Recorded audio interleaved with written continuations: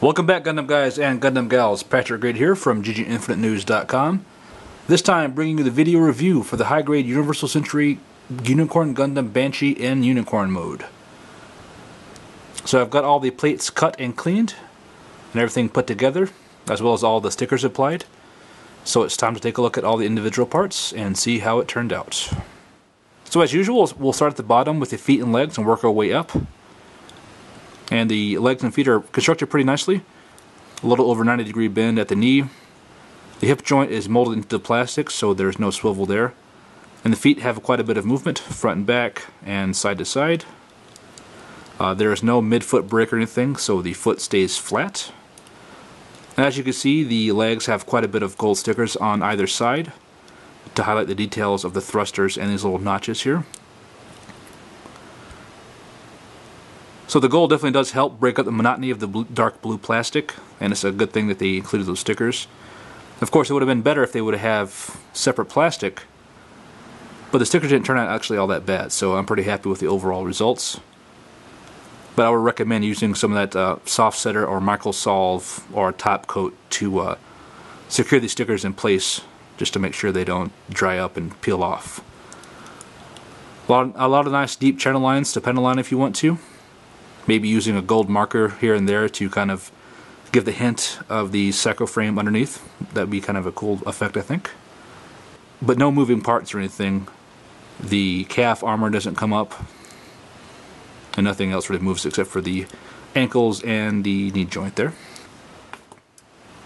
So next up is the torso unit with moving front flaps. You can cut them in half if you want to have separate movement there.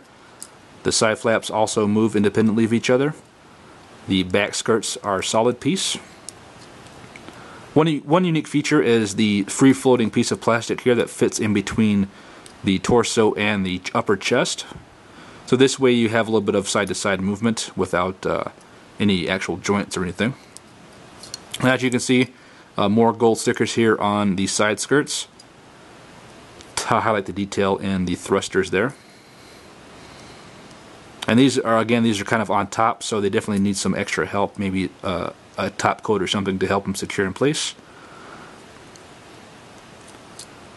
So nothing too fancy, you know, it's really nicely detailed, a lot of deep channel lines and stuff, but pretty basic as far as a torso unit goes.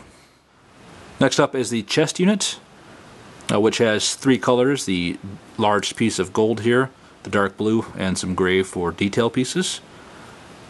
The shoulders move really nicely. They have a nice cover up with the extra piece of plastic here on top of the shoulder joints.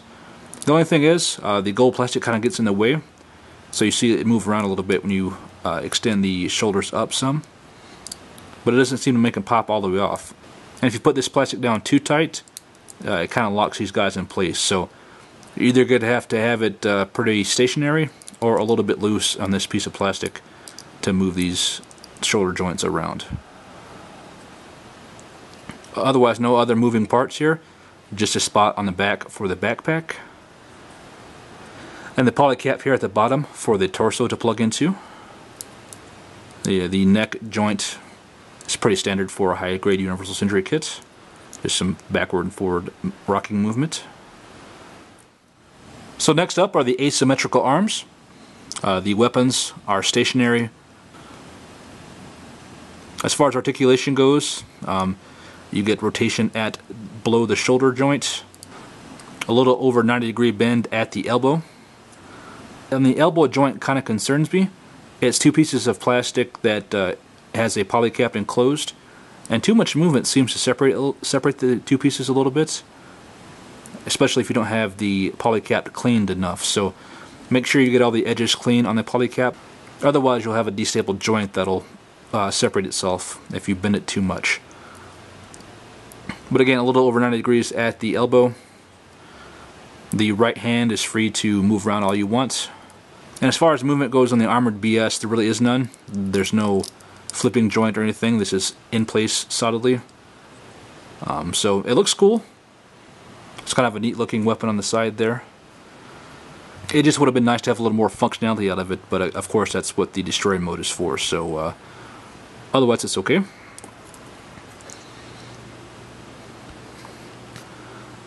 For the armored VN, you should get the same amount of movability in the elbow, and of course the shoulder joint there. And you can see the little hand there stuck in between. And of course either arm has the hidden beam saber handle in the forearm, but they're not doing much good, because on this one you can move it out a little bit, but you can't flip it all the way around in between these two pieces, so it's just kind of there for detail. But I like the look of the armored VN. It looks like a giant fist. You can kind of see the fingers molded in there. Real simple construction. It's just two pieces wrapped around the arm here that hook into the pegs.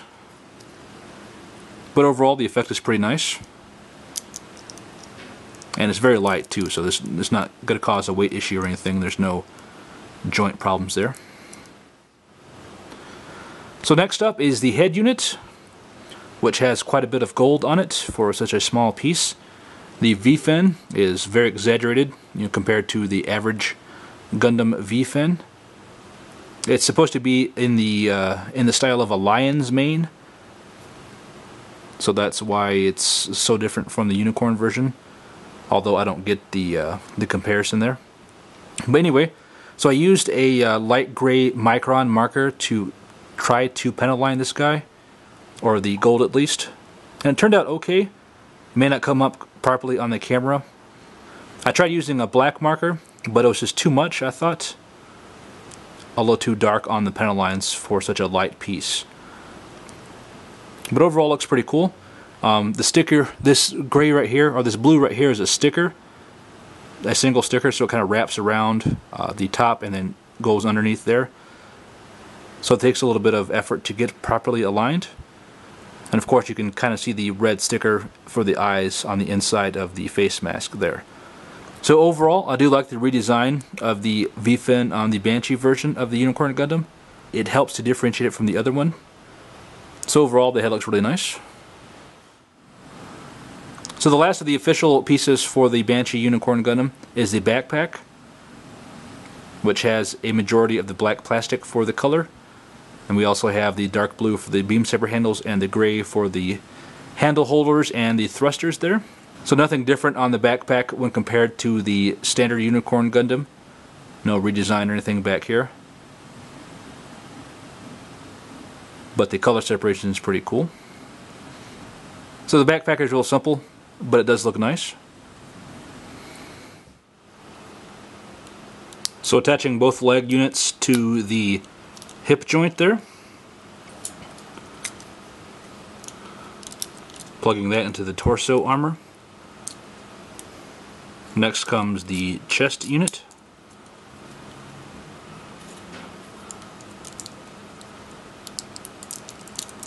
The right arm, the left arm,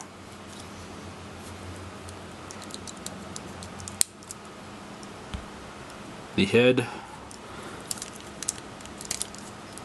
and finally the backpack. So there's the Unicorn Banshee in Unicorn mode all assembled. As far as articulation, the shoulders are 360. The legs and feet can come forward that far. And since the back skirts don't move and they're pretty large, they can't go back too far, but more than enough. The head can rotate 360. And the backpack is stationary. So with the waist you get 360 rotation if you want it. And the torso, that's pretty cool. If you have it all the way down and secure, there's no rocking back and forth movement. But if you pull it up a little bit, you get some separation there. And that way it gives you some side-to-side movement in the torso. So it's pretty articulate for a HGUC kit. The knees are a little disappointing, I guess, when compared to other things like the Gundam Age, but it's not too bad. Alright, so with the single beam saber blade in hand here, this is pretty much it, according to the instructions, as far as the Unicorn Banshee goes. So this is the OVA version, of course, which includes the Armored BS and the Armored VN. But in the original novels, I haven't read it, but as far as I can tell, the Banshee was just pretty much a color swap of the Unicorn Gundam. Aesthetically, anyway. I know the Banshee was a gravity version of the Unicorn, and it had the blue armor or the black armor and then different headdress. But in the novels, it didn't have the armored BS or the armored VN.